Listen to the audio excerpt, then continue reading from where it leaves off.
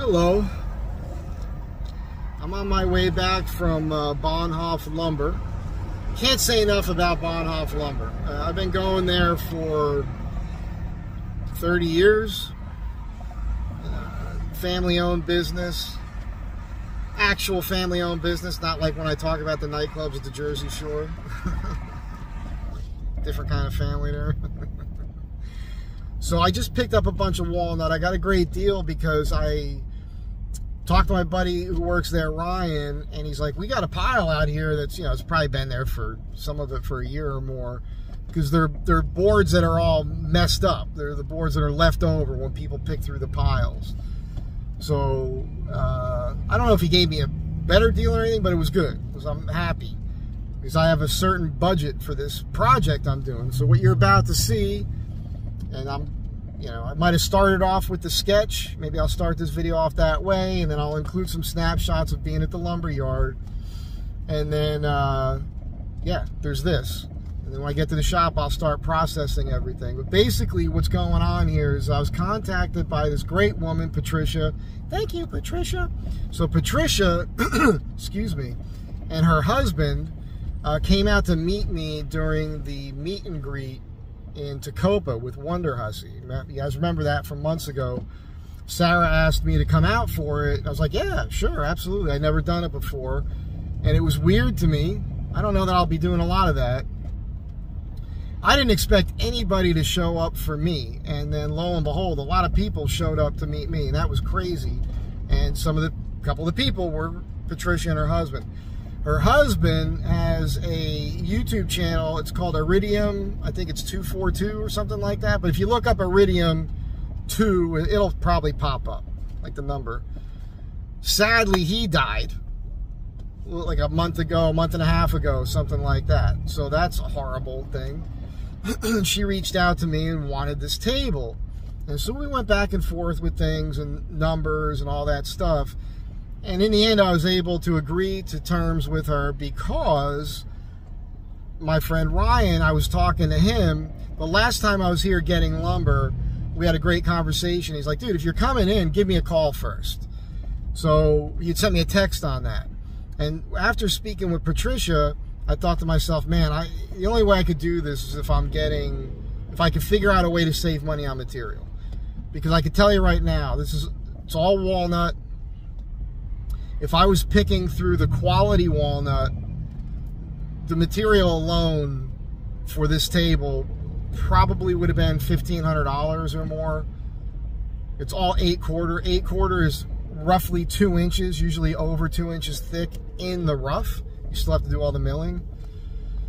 So, you know, that prices a lot of people out of a project because you figure there's X for the material and then it's, you know, it could be 3 or 4 weeks of work.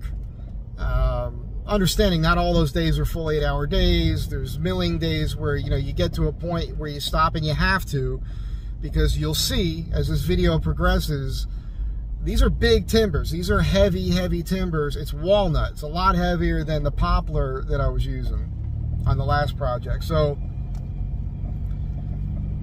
and the stuff I used on the pedestal walnut table was thinner. That was all 6/4, and I had to go through the process on that because I picked through the shorts for that project, and some of those boards were way squirrely, man. And I've said it before, your squirreliest board, meaning the one that's got the most twist in it and energy, and as you mill it and you remove material, it moves, it keeps moving, and you have to keep doing this incrementally over the course of several days or a week or more to get that board to stabilize and not move anymore. And in the end, I ended up with much thinner boards, but still thick enough for that project. This project's totally different. It's going to be very beefy and cool. Now, one of the things that happened was, and he said it was only 2 months ago, he did a glue up of a bunch of these scrap walnut pieces, and there's natural voids in it. There's actually a hole at one point in this table that goes all the way through. He liked it. That's what he was going to do. Patricia loves it, so we're going to keep that hole in the table, it looks like. So what I'm going to do here with this table, because of the wood that I got, it's all a little off. It's not what I would typically select to build a high-end piece of furniture. But the glue up that's already been done, it does a couple things for me. It saves me a lot of time. It's already glued up. So I don't have to mill any of that or anything. It's glued up and it's sanded and it's flat. At least that's what he tells me. We'll find out when we get that to the shop. If it's not flat, I'm screwed. I'm sure it's fine. But that glue up that he did is the design. It's giving me the parameters. It's giving me the vision for the overall design on this table. So it's going to be a trestle-based table. Done a lot of those. I have a budget. I'm giving her the buddy deal. So I'm going to step some things back, but I'm also going to do some really nice details for her. What we're going to do here is it's going to be kind of rustic, but refined at the same time. Now, I know that sounds, you know, contrary, but trust me on this. It's going to be a refined, rustic walnut table. Now, I guess that'll be the name of it. Now, she wants to place the table on this covered outdoor area of her house. It's all screened in between two posts.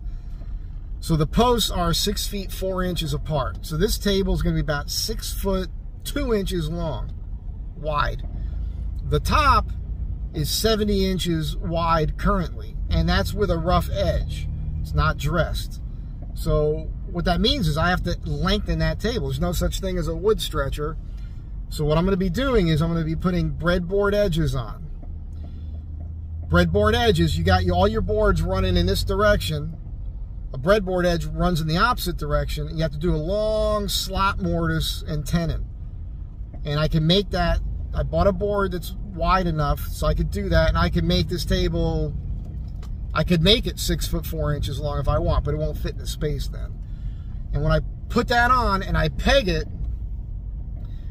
Patricia loves the Purple Heart that she saw on that other walnut table. Now this walnut, it's going to be lighter than the walnut that you saw on the pedestal table because these boards have been a little bit sun bleached and everything. Don't let it fool you too much as this vlog, you know me, there's going to be a series of videos I do on this as I work on it. It's going to look a lot lighter, but I'll probably wet it at some point to give you an idea what it's going to look like. Once it gets oil on it, it'll deepen and pop a lot more. But it is going to be probably a little bit blonder than the darkness of the original. We're not trying to match that anyhow. I could have made this out of anything for her. I could have made it out of white oak. It just so happened that this worked out where the blank already existed. So, having said that, I picked a bunch of boards. I picked what I needed. There wasn't a lot to choose from. I needed certain lengths. I got a bunch of boards where I can only use a section of it because they're split and wonky. But I'm going to leave some imperfections in some of these boards on purpose. Now, some of this is going to create more work. And some of my ideas right now, based on what I pulled, may not work out correctly. I might have to use, I got a couple extras. So I want to try to fit some boards that have the imperfections and see what that works. How much of that I can actually use, because as I mill the boards, they're going to change, and I might not be able to use them the way I think I can right now. So we'll work it out. I'll explain it as I go, and it's going to be a really cool project. So Patricia, if this is your first video on this, I hope you dig it. Try to get it done as soon as possible, and yeah, that's it for the moment. There'll be some more follow-up to this once I get to the shop, I think. Stick around. It's not over yet. All right, all this wood in the foreground is for the base of the trestle, which is these, it's like two capital letter H's turned on their side with a beam, and the breadboard edges. And I got 2 extra boards just to be on the safe side because these are all wonky. Right now I got to get the glued up top out. I got to tell you, this weighs as much as a man. A man.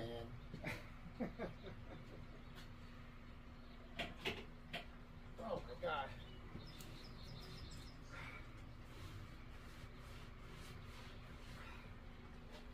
So, doing doing this stuff by yourself is tough. And I just noticed I didn't pay attention when we put this in, but they had put the good side down. It was on the forks of the machine. I hope they didn't get screwed up, because this side should have been down. When I take this out, I kind of have to, well, I might be able to rest it on these. Let's see. Now.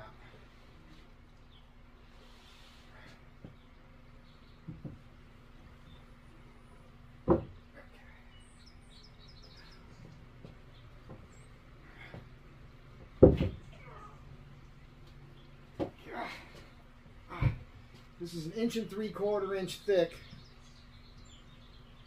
solid walnut.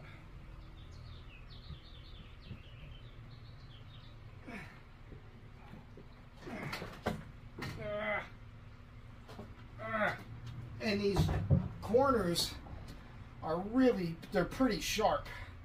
So pinching that with your hand enough to lift it is not good. Wow. I gotta knock those corners down. Okay. Put that there for a moment. This is what keeps me, I have to throw weights around and stay in shape just so I can do my job. So you can see the condition here. Like on this board right here, I can only use from this point here to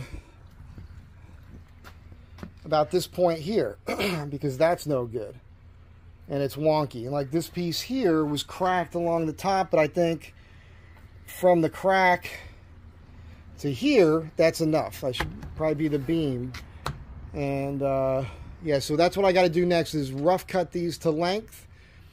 I've got to put this stuff back in the van, and then I have to kind of organize the shop a bit so I know how I can place these things and be able to, I got to park this car back in here at the end of the night. Whew. So yeah, it's a process. Every time I do something, it's not what a lot of woodworkers are very fortunate. They've got really nice shops, and they can leave everything out on the bench at the end of the night, come in the next morning and just start working. With me, I got to set up every single time. So, oh, was me. Let me show you something here real quick. So this is the rough sketch, which you've seen already. And I just wanted to point out, like, the idea here, the reason I could do this on the buddy deal versus what I would normally do, right, pricing wise, which I'm not going to get into numbers in the video. That's between my client and I. But I can tell you right now, you know, it's one of those situations. Financially, I probably won't do as good with the amount of work I have to put in, but keeping in mind, I'm putting in less work in this, right? Because the glue up's been done. We're going to go with this rustic vibe, even though it's going to be refined. But what I'm not doing is what I normally do. I'm into curves. I'm not doing any curves on this table because, as I've stated before, and as you know, curves cost money in all aspects of life. And you know what I'm saying there. So normally my tables would be boat shaped. So the two long ends right here would have curves to them, right? So this end here would have a curve. This would have a curve. I would have curves on the beam. But to take the time to do all that with the symmetry and everything else and all the other little things I would do, like normally the beam would poke through the post here on the trestle, and I'd have a wedged peg holding everything together. I mean, the amount of time it would take for me to do this the typical way I do it, again, would make this thing cost twice as much money. So this is pretty good. I'm happy about this. So I can get it done quicker, make my client happier faster, and then, you know, move on to the next thing. So this will be pretty neat. I think you guys will enjoy this project. I think that's going to be it for this video. The next time you see, I could cut this stuff now and do a video at the end of the afternoon and say, here's what I cut, here's where the parts go. It's just cutting. Again, as you guys know, none of my videos are how-to. I'm not showing you how to do, I'm not telling you to do things this way. This is just how I'm doing it, all right? But the process is pretty similar. You never know what you're getting when you're buying this stuff, and you don't know what's going to be revealed as you're removing material and voids that can happen and everything else. So as I'm doing the process, I'll do little videos along the way, but the next time you see this all these boards will have been cut to rough length, and I'll probably be doing the milling at that point. I'm going to have to buy some new planer knives too, I'm sure. But I'll be face joining, resawing them on the bandsaw, letting them sit, face joining them again, running them through the planer. And once I get to that point, then I can start making parts. You guys know how this goes. You've seen it enough already. So I'll do little videos of that as I go, and that's it for now. Thank you for being here. I do appreciate it. You guys know that. My last Sunday night video was off the rails, funny. Had no idea that I was going to be talking about that stuff. It was a nice trip down memory lane for myself, and I could tell from the comments, people really appreciated that. So thank you. And there's some little things going on too that I won't get into right now, but we will. You'll come back for it, I'm sure. Have a great day. Be kind to one another, and try to do something nice for somebody. And I'll catch you in the next one. Bye.